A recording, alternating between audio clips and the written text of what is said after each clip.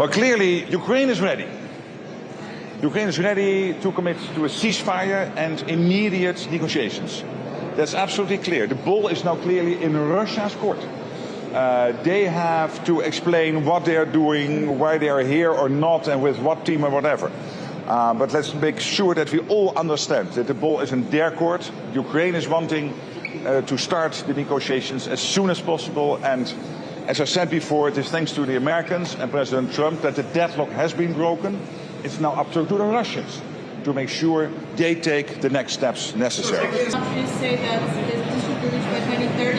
How realistic is this timeline? Turkey is important here, but obviously that can only happen if the Russians show up with a relevant delegation. So we have to see what happens over the next coming days. I'm still cautiously optimistic that if also the Russians are willing to play ball, and not only the Ukrainians are doing this, they're doing it, but also the Russians, that you could get to some breakthroughs over the next couple of weeks. I'm still cautiously optimistic. It is clear that Russia is sending only a lower level delegation now to Turkey, to these peace talks.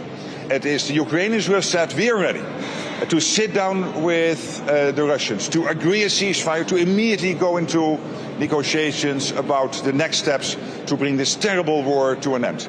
I'm not going to give any advice to the Americans. Why not? Because it was President Trump who broke the deadlock.